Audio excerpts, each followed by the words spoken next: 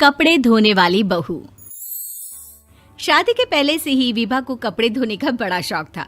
कभी नल के नीचे तो कभी तालाब के पास। अरे मेरी नीली वाली लुंगी नहीं दिख रही है। विभा की अम्मा, कहाँ रखी है लुंगी? अरे वो तो विभा ने परसों ही धोकर रखी थी आपकी अलमारी में, देखो वहीं होगी। वो ना मैंने आज धो दी, मुझे लगा कि गंदी हो गई होगी। अरे कैसे गंदी हो गई थी? उसे तो मैंने पहना भी नहीं। हे भगवान, इस लड़की के कपड़े धोने की आदत से परेशान हो गया हूँ मैं। जितना तो घर में राशन नहीं आता, उससे कहीं ज्यादा डिटर्जेंट पाउडर का खर्चा है। इसकी शादी करवा दो, शादी जाए अपने घर में ही करे काम, फिर चाहे घर के कपड़े धोने हो या पूरे गांव के। हाँ ठीक बोल रही हूँ, देखता हूँ मैं कोई लड़का। वो दिन भी आ जाता है जब विभा को देखने लड़के वाले आ जाते हैं। लड़की मुझे अच्छी लगी। होने वाली सास कहती है, बेटी अगर कुछ पूछना है तो पूछ लो। वैसे तो हमारी लड़की बहुत ही शर्मीली है, जो बोल दो वो मान लेती है, इसे क्या पूछना होगा। अरे कैसी बात कर रही हो माँ, मुझे इन लोगों के घर रहना है, सवाल तो कई है। हाँ हाँ बेटा, पूछ लो ना, क्या पूछना है।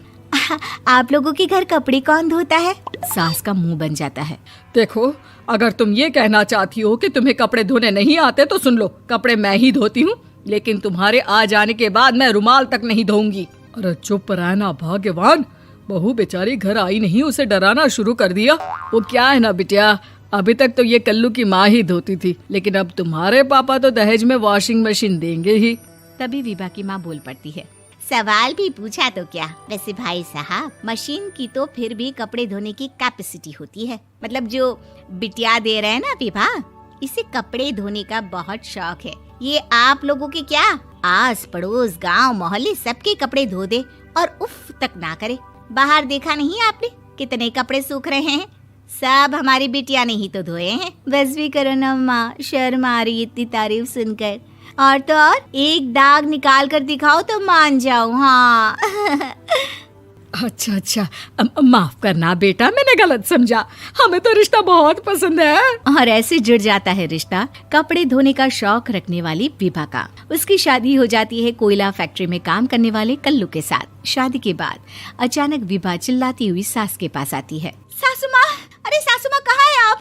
ये तो धोखा है, धोखा दिया आप लोगों ने मुझे। इसे ससुर के चक्कर के बारे में पता चल गया। अरे तो उसमें तुझे क्यों धोखा मिला है? अरे नल में पानी नहीं आता, कपड़े कैसे कब धुलेंगे? अच्छा, तू पानी नहीं आ रहा उसकी बात कर रही है। तो आपने क्या सोचा? कुछ नहीं। अच्छा, तेरी माँ ने कहा था कि कपड़े धोने का शौक है तुझे, याद आया मुझे।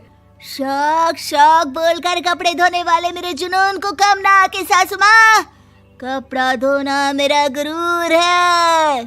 तभी पति भी वहाँ आ जाता है। अभी मैंने इसे सनी देओल की फिल्म दिखाई है, उसी के डायलॉग मार रही है माँ। अच्छा सुन, साफ साफ बता रही हूँ, पानी सुबह 4 से 6 और शाम को 10 से 12 आता है, समझी?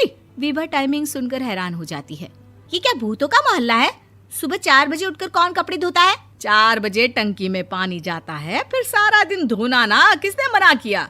अरे कैसी बात कर रही हैं? 200 लीटर की टंकी में कितने कपड़े धो लूंगी मैं? सुबह ही उठ जाऊंगी मैं। अब क्या था, विभा सुबह 4 से लेकर रात के 12 बजे तक कपड़े ही धोती रहती। एक रोज सास पड़ोस से निकलकर कहीं जा रही होती है कि साथ वाली कहती है, हाँ कल्लू की माँ, जरा ये बताओ कि 2 साड़ी है, 2 ब्लाउज और एक पेटीकोट और एक नाड़े वाला लंबा कच्छा।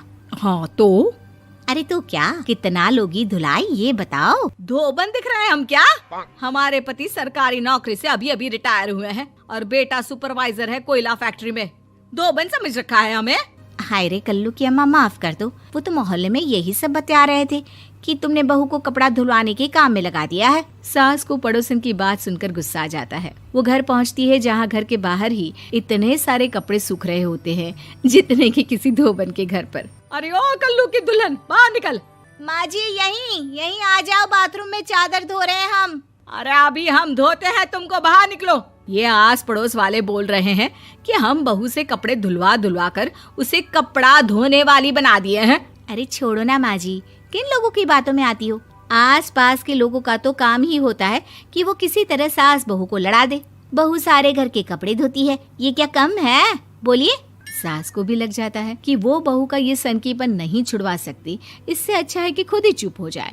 एक रोज सास और बहू मंदिर जाते हैं, जहाँ सास की साड़ी वहाँ खड़ी भीख मांगने वाली से मिलती है। माँ जी क्या बात है, आपकी साड़ी उस भिखारन से कितनी मिल रही है ना? हाँ हाँ देखो तो, दोनों की साड़ी मिल रही है। क्या बात है कल्लू की अम्मा, तुम खुद को तो अफसर की बीवी बताती हो और ऐसी सिंपल सी प्लेन साड़ी पहनकर घूमती हो। सिंपल और प्लेन नहीं है ये साड़ी। तो क्या सोने के धागे से फूल बने हैं? कुछ भी सासू माँ, कुछ भी। हाँ बने थे इस साड़ी में सोने के धागे से फूल। मेरे पति लेकर आए थे मद्रास से स्पेशली मेरे लिए 10,000 की। ताहे भाई साहब इस भिखारन के लिए भी सेम टू सेम साड़ी लेकर आए होंगे 10,000 की।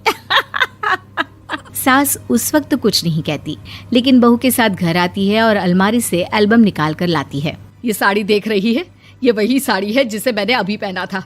इस साड़ी में ये जो चमकदार फूल दिख रहे हैं ना, ये सोने के धागों से काढ़े गए हैं। लेकिन तू लोकल वॉशिंग मशीन ब्रश से घिस घिस कर सारे फूलों को निकाल कर साड़ी प्लेन कर दी। मुझे माफ कर दीजिए सासू माँ। और तो और, जब मैंने तुझे तेरी गलती के लिए कुछ नहीं कहा, लेकिन तूने तो सबके सामने मेरा मजाक ही बना दिया। क्यों? बहू को समझ में आ जाता है कि अब से उसका कपड़े धोना बंद।